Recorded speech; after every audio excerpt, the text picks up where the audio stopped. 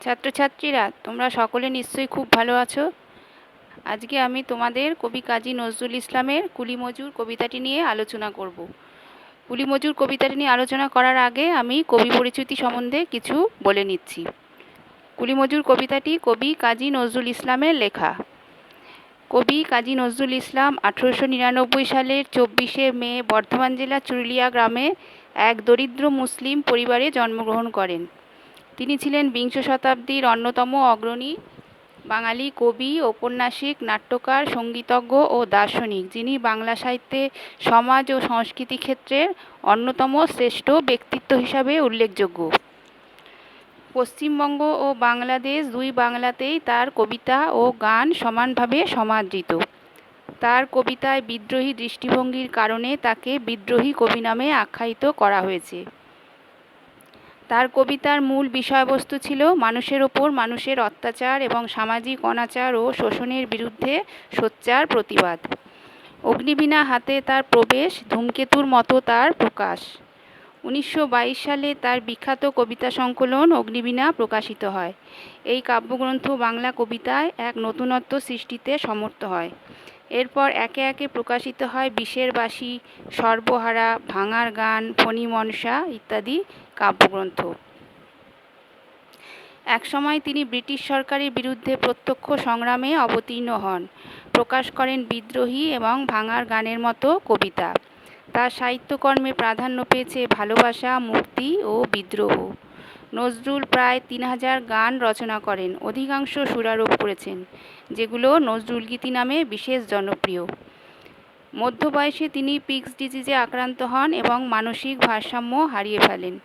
1976 সালে নজরুলকে স্বাধীন বাংলাদেশের নাগরিকত্ব প্রদানের সরকারি আদেশ জারি করা হয়। 1976 সালের 29শে আগস্ট তিনি মৃত্যুবরণ করেন। এবার আমি কুলি মজুর কবিতাটির লাইনগুলি পড়ছি এবং লাইনগুলোর অর্থ বিশ্লেষণ করে দিচ্ছি। দেখিনু সেদিন রেলে কুলি বলে এক বাবুসাপ তারে ফেলে দিল নিচে ফেলে। কবি একদিন রেলে অর্থাৎ ট্রেনে করে যাচ্ছিলেন, সেখানে দেখলেন এক বাবু সাহেব এক কুলিকে ট্রেনের ভিতর থেকে নিচে ফেলে দিল। কুলি হলো তারাই যারা ট্রেনের যাত্রীদের মালপত্র বহন করে নিয়ে যায় এবং তার বিনিময়ে তারা যাত্রীদের থেকে সামান্য পয়সা আয় করে। তারা তাদের ইউনিফর্ম বা পোশাক পরে স্টেশনেই অপেক্ষা করে যাত্রীদের জন্য। এক উচ্চবিত্ত বাবু সাহেব যখন দেখলেন ট্রেনের কামরায় এক কুলি রয়েছে, তখন তিনি তাকে ঠেলে নিচে ফেলে দিলেন, কারণ সে কুলি এবং সে নিম্নবিত্ত। চোখ ফেটে এলো জল, এমনি করে কি জগৎ জুড়িয়া মার খাবে দুর্বল। এই ঘটনা দেখে কবির চোখ ফেটে জল চলে এলো। কবি মনে করেন, এমন করে কি দুর্বলরা সবলদের হাতে মার খাবে? শ্রমিক, মজুর, কুলি এরা হলো নিম্নবিত্ত শ্রেণীর মানুষ। এদের নেই আভিজাত্যের অহংকার। বাবু শ্রেণীর মানুষরা এদের কোনো সম্মান মর্যাদা দেয় না। কুলি শ্রমিকরা হলো খেটে খাওয়া মানুষ। বাবুরা তাদের যে সামান্য পয়সা তাদের পারিশ্রমিক হিসেবে দেয়, তা দিয়েই তারা জীবন নির্বাহ করে। তাদের যেহেতু সম্মান নেই, মর্যাদা নেই, তাই তারা দুর্বল। এই দুর্বলচিত্ত মানুষরা চিরকাল বাবু শ্রেণীর মানুষদের কাছে অত্যাচারের শিকার হয়। সমস্ত পৃথিবীতে একই নিয়ম চলে। কবি তাই মনে করেন, সমস্ত জগৎ জুড়ে এমন করেই দুর্বলরা সবলদের হাতে মার খাবে। যে দধিচিদের হাড় দিয়ে ওই বাষ্প শকট চলে, বাবু সাহাব এসে চড়িল তাহাতে, কুলিরা পড়িল তলে। দধিচি হলো স্বনামধন্য ঋষি বা মুনি। বেদ মতে অথর্ব ঋষির পুত্র, আর পুরাণ মতে মহর্ষি ভৃগু বা চাবনের পুত্র। তিনি শিবের পরম ভক্ত ছিলেন। দেবরাজ ইন্দ্রের প্রার্থনা অনুসারে বৃত্রাসুরকে বধ করার সময় তিনি নিজের অস্থি অর্থাৎ হাড় দেবতাদের দান করেন। এই অস্থি থেকে নির্মিত বজ্রাস্ত্রের প্রহারে ইন্দ্র বৃত্রাসুরকে নিহত করেন। এখানে কবি দধিচির অস্থির সঙ্গে, অর্থাৎ যে অস্থি দিয়ে বজ্রাস্ত্রর মতো কঠিন অস্ত্র তৈরি হয়েছিল, সেই হাড়ের সঙ্গে শ্রমিক শ্রেণীর মানুষের পরিশ্রমকে তুলনা করছেন। তারা কষ্ট করে, অভাবনীয় পরিশ্রম করে, মাথার ঘাম পায়ে ফেলে ওই বাষ্পশকট অর্থাৎ রেলগাড়ি তৈরি করেছেন। তাদের তৈরি করা রেলগাড়িতেই যখন এক বাবুসাহেব এসে চড়ল, তখন কুলিকে সে ঠেলে নিচে ফেলে দিল। শ্রমিক শ্রেণীর মানুষদের এত যে কষ্ট করে তৈরি করা রেলগাড়ি বাবু শ্রেণীর মানুষদের কাছে পরিশ্রমের কোনো মূল্য পেল না। কুলিদের সম্মান মর্যাদা বাবু শ্রেণীর মানুষরা মাটিতে মিশিয়ে দিল। বেতন দিয়াছ, চুপ রও যত মিথ্যাবাদীর দল, কত পাই দিয়ে কুলিদের তুই কত ক্রোড় পেলি বল। উচ্চবিত্ত মানুষদের প্রতি কবির প্রশ্ন, তোমরা কি কুলি মজুরদের বেতন দিয়েছ? বেতন অর্থাৎ কাজের বিনিময়ে যে পারিশ্রমিক পাওয়া যায়। লোভী শ্রেণীর শাসকরা সবাই মিথ্যাবাদী। কুলি মজুরদের ঠকিয়ে তাদের দিয়ে অমানবিক পরিশ্রম করিয়ে তাদের যোগ্য প্রাপ্যটুকু তারা দেয় না। এখানে পাই বলতে পয়সার কথা বলা হয়েছে। কুলি মজুরদের তৈরি করা অট্টালিকায় বসে বাবুরা ক্রোড় অর্থাৎ কোটি কোটি টাকা উপার্জন করে। কুলি মজুরদের কত দুঃখ কষ্ট পরিশ্রমে গড়ে ওঠা যে কোনো বস্তুর দাবিদার হয় বাবু শ্রেণীর মানুষরা।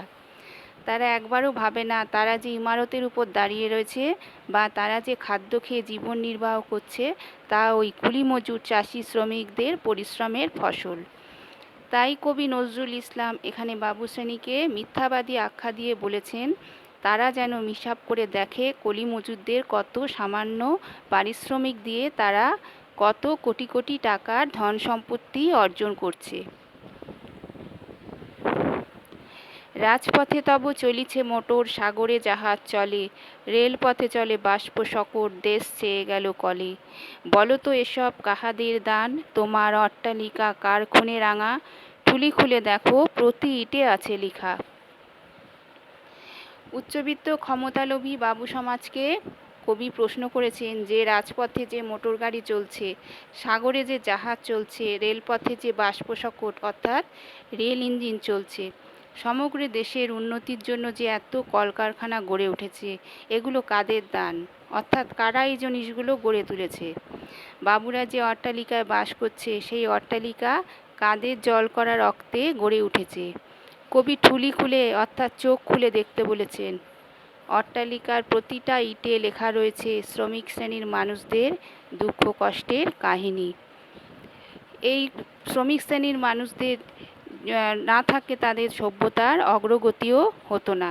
আজ তাদের জন্যই পৃথিবীর মানুষদের এত উন্নততর জীবনযাত্রা। কিন্তু সেই ভোগী লোভী সমাজের মানুষ এই শ্রমিক মজুর মুটে কুলিদের প্রাপ্য মর্যাদাটুকুও দেয় না, সম্মানটুকুও দেয় না। তারা মনে করে তাদের দেওয়া পরিশ্রমিকে তাদের দিন কাটে। আসলে উল্টোটা, কুলি মজুরদের পরিশ্রমের ফসল বাবুদের আভিজাত্যের অহংকার তৈরি করে। তুমি জানো না কো, কিন্তু পথের প্রতিটি ধূলিকণা জানে, ওই পথ ওই জাহাজ শকট অট্টালিকার মানে। কবি বাবু সমাজের উদ্দেশ্যে বলছেন যে তোমরা জানো না, কিন্তু পথের প্রতিটা ধূলিকণা জানে ওই পথ জাহাজ শকট ও অট্টালিকার মানে। বাবুরা দেখতে পায় না একটা পথ একটা জাহাজ একটা শকট অর্থাৎ রেলগাড়ি ও একটা অট্টালিকা তৈরি করতে কুলি মজুর শ্রমিক শ্রেণীকে কত কষ্ট সহ্য করতে হয়। তারা রোদে পুড়ে বৃষ্টিতে ভিজে দিনের পর দিন কত কষ্ট করে তৈরি করে এক একটি অসামান্য নিদর্শন। বাবুরা জানে না, কারণ বাবুরা পথের ধুলিতে পা দেয় না, কখনো চোখ খুলে তাকায় না। কিন্তু শ্রমিক মজুরদের এই শ্রমসাধ্য কাহিনী পথের প্রতিটা ধূলিকণা জানে, কারণ পথের ধূলিকণা গায়ে মেখে তারা তাদের কর্মের নিদর্শন তৈরি করে। তাই কবি বলেছেন, পথের ধূলিকণারা বোঝে ওই পথ জাহাজ রেলগাড়ি ও অট্টালিকা তৈরি করতে শ্রমিকদের কত পরিশ্রম করতে হয়। আসিতেছে শুভ দিন, দিনে দিনে বহু বাড়িয়াছে দেনা, শুধিতে হইবে ঋণ। কবি মনে করছেন এরকম দিন বেশি দিন চলবে না। শ্রমিক মজুর কুলিদের শুভ দিন খুব শীঘ্রই আসবে। শ্রমিক শ্রেণীর মানুষদের কাছে বাবুদের অনেক দেনা হয়েছে, এবার সেই ঋণ শোধ করার সময় এসেছে। দেনা অর্থাৎ ধার, কারো কাছ থেকে কিছু নেওয়াকে বলা হয়। যে উচ্চবিত্ত বাবু সমাজ নিজেদের ঔদ্ধত্যের অহংকারে শ্রমিক শ্রেণীর মানুষদের ক্ষমতাকে তুচ্ছ জ্ঞান করছে, তাদের পরিশ্রমকে মূল্য দেয়নি, তাদের অহংকার আজ ভেঙে গুঁড়িয়ে দেওয়ার সময় হয়েছে। যে শ্রমিক শ্রেণী বাবুদের জন্য এত আভিজাত্যের আয়োজন করছে, যে শ্রমিক শ্রেণী পৃথিবীর সমগ্র মানবজাতির উন্নতির ধারক ও বাহক, এবার তাদের দেনা মিটিয়ে দেওয়ার সময় হয়েছে। তাদের প্রাপ্য পারিশ্রমিক ঋণ হিসাবে ফিরিয়ে দেওয়ার সময় হয়েছে। সময় হয়েছে তাদের মর্যাদা দেওয়ার, সম্মান দেওয়ার, বাবু সমাজের সঙ্গে এক আসনের অধিকারী হওয়ার। হাতুড়ি শাবল গাইতি চালায় ভাঙিল যারা পাহাড়, পাহাড় কাটা সে পথের দুপাশে পড়িয়া যাদের হাড়। তোমারে সেবিতে হইল যাহারা মজুর মুটেও কুলি, তোমারে বহিতে যারা পবিত্র অঙ্গে লাগালো ধুলি। শাবল অর্থাৎ শাবল হলো এক ধরনের মোটা আকৃতির গোলাকার লোহদণ্ড, যার সামনের অংশ চ্যাপ্টা ও ধারালো। এর অগ্রভাগের সাহায্যে মাটি খুঁড়ে গর্ত করা হয়। গাইতি হলো লাঙলের মতো দেখতে এক ধরনের লোহার যন্ত্র, এর সাহায্যে মাটি খোঁড়া হয় এবং দেওয়াল ভাঙতেও এটির প্রয়োজন হয়। কবি বলেছেন যে হাতুড়ি শাবল গাইতি দিয়ে যারা পাহাড় ভাঙলো, পাহাড় কেটে বসতি তৈরি করলো, পাহাড় কেটে পথ তৈরি করলো, পাহাড় কাটা অসম্ভব কঠিন কাজ। পাহাড়ের বড় বড় পাথর যারা হাতুড়ি শাবল গাইতি দিয়ে ভেঙে সভ্যতার উন্নতিকে ত্বরান্বিত করলো, এবং পাহাড় ভাঙতে গিয়ে কত শ্রমিকের মৃত্যু হলো, তাদের হাড় পথের দুপাশে পড়ে রইল। উচ্চবিত্ত বাবুদের সেবা করতে গিয়ে যারা মজুর মুটে ও কুলি আখ্যায় ভূষিত হলো, বাবুদের বহন করে নিয়ে যাওয়ার জন্য তারা তাদের নিজেদের পবিত্র দেহে লাগালো ধুলি। তারাই আজ বাবুদের কাছে অত্যাচারিত, অবহেলিত, লাঞ্ছিত, অপমানিত। বাবুদের সামনে তাদের মুখ তুলে তাকানোর সাহস নেই। শাসক শ্রেণী তাদের এতটাই পদদলিত করে রেখেছে যে শাসক শ্রেণীর কাছে তারা খেটে খাওয়া শ্রমিক। বাবু শ্রেণীর মানুষরা বুঝলো না তাদের সেবা করতে গিয়ে আজ তারা মজুর মুটে ও কুলি, তাদের জন্যই তাদের গায়ে এত ধুলি। তারাই মানুষ, তারাই দেবতা, গাহি তাহাদেরই গান, তাদের ব্যথিত বক্ষে পা ফেলে আসে নব উত্থান। কবি এই শ্রমিক শ্রেণীর মানুষদেরই দেবতা বলতে চান, তাদেরই আসল মানুষ বলতে চান। কবি তাদেরই জয়গান গেয়েছেন। কবি মনে করেন দেবতার মর্যাদা তাকেই দেওয়া উচিত যে মানুষদের সেবা করে। আসল মানুষ হবে সেই যে মানুষের জন্য তার প্রাণ পর্যন্ত বিসর্জন দেবে। ওই উচ্চবিত্ত বাবু সমাজ, শাসক সমাজ, তাদের যতই আধিপত্য থাক না কেন, তারা মানুষ হতে পারবে না, দেবতার সমান মর্যাদা কোনোদিনও পাবে না। শ্রমিক শ্রেণীর অত্যাচারিত, লাঞ্ছিত, বেদনা ভরা বুকে পা ফেলে পৃথিবীতে আসে নব উত্থান, পৃথিবীর নতুন দিগন্ত। এই শ্রমিক শ্রেণীর মানুষরাই সভ্যতা সৃষ্টির কাণ্ডারি। তাদের হাত ধরে পৃথিবীতে আসে নতুন নতুন উন্নতি, এবং পৃথিবীর গতিও এগিয়ে চলে তাদের হাতে ভর করেই। তুমি শুয়ে রবে তেতলার পরে, আমরা রহিব নিচে, অথচ তোমারে দেবতা বলিব সে ভরসা আজ মিছে। কবি বাবু সমাজকে বলেছেন যে শ্রমিক শ্রেণীর তৈরি করা অট্টালিকায় 3 তলার ওপর শুয়ে থাকবে আর শ্রমিকরা থাকবে নিচে। তোমাদের অট্টালিকার পাশে পথের ধারে, অথচ তোমাদের দেবতা বলা হবে, সেরকম ভরসা করা আজ মিথ্যা। কবি শাসক ও শোষিতকে সমান মর্যাদা দেওয়ার পক্ষে। কেউ উপরতলায় আভিজাত্যের অহংকারী নিয়ে থাকতে পারবে না, তাদেরও নিচে নেমে আসতে হবে। অহংকার মুছে ফেলে শ্রমিক শ্রেণীর সঙ্গে একই সঙ্গে কাজ করতে হবে, তবেই পৃথিবীর মানুষের কাছে শাসক ও শোষিত সমান মর্যাদার অধিকারী হবে। সিক্ত যাদের সারা দেহ মন মাটির মমতা রসে, এই ধরনীর তরণীর হাল রবে তাহাদেরই বশে।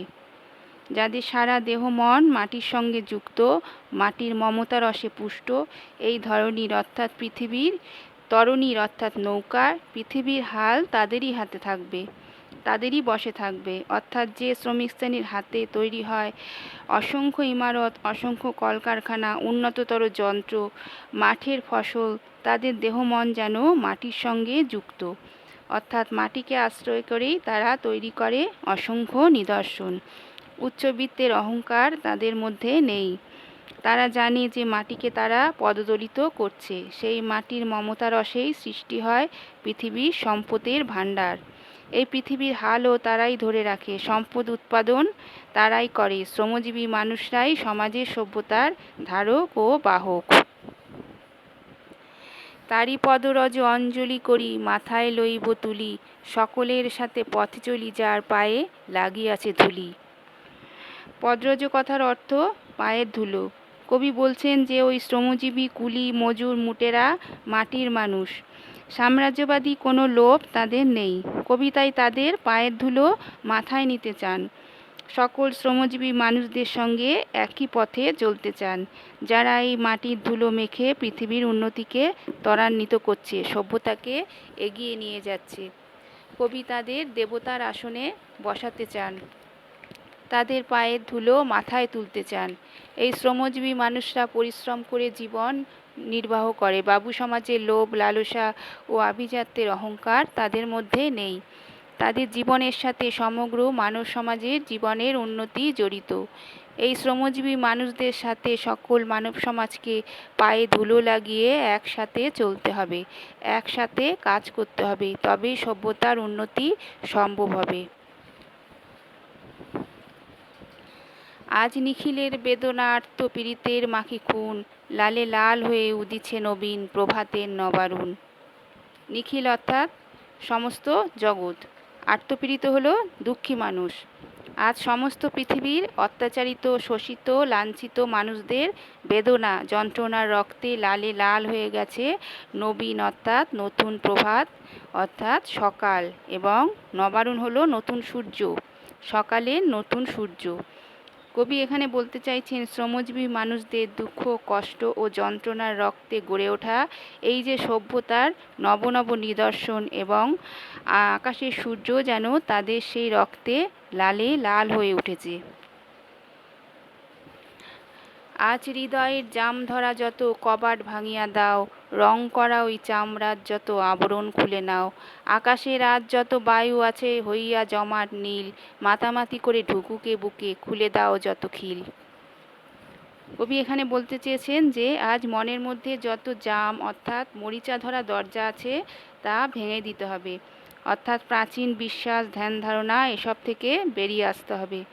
দেহের চামড়ার উপর যে রং করা আবরণ তাও খুলে ফেলতে হবে, অর্থাৎ পৃথিবীর মানুষকে হতে হবে মনের থেকে সৎ, সকলের দুঃখ আনন্দকে নিজের বলে ভাগ করে নিতে হবে, সকলের সঙ্গে একসাথে একই মনে চলতে হবে, ধনী দরিদ্র উচ্চ নীচ ভেদাভেদ ভুলে সকলকে মনে রাখতে হবে আমরা সবাই একই মানুষ।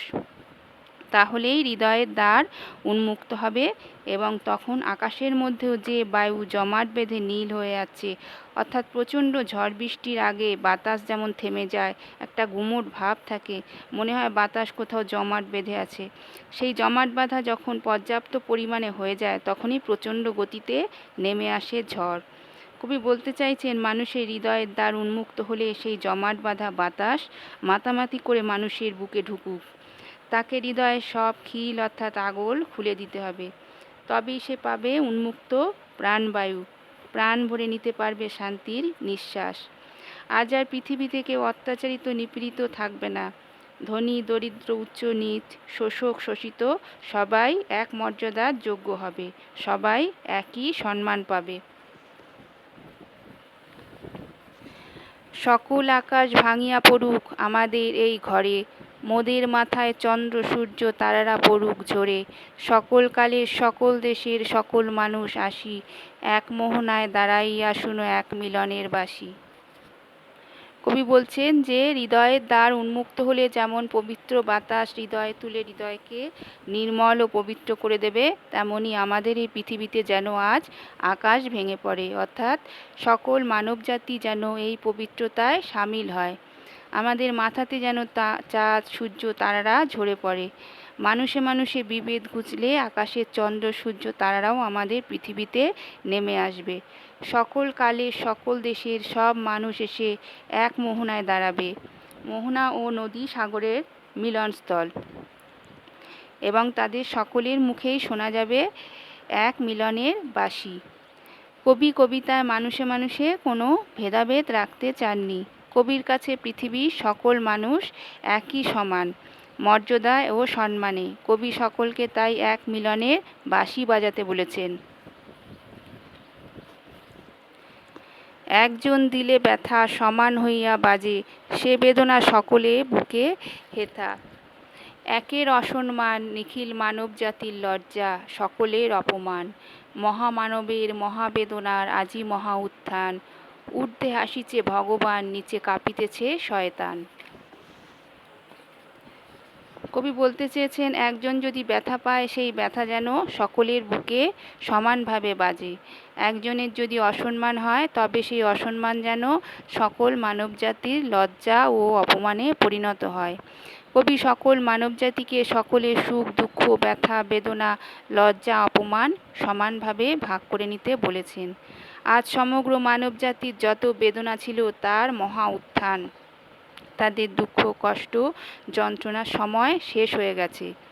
এক নতুন জীবনের উন্মোচন হবে। এই নতুন জীবনে উপর থেকে দেখে ভগবান হাসছে, আর যারা শয়তান তারা নিচে ভয়ে কাঁপছে। কবিতার শেষে কবি দরিদ্র অবহেলিত লাঞ্ছিত কলু মুটিদের গলায় পরিয়েছেন জয়ের মালা, আর সমগ্র মানবজাতিকে এদের সুখ দুঃখের সাক্ষী হওয়ার আহ্বান জানিয়েছেন। সমস্ত কিছু ভেদাভেদ ভুলে সভ্যতার অগ্রগতির দিশারি মানুষদের একসাথে চলার কথা কবি কবিতায় বলেছেন।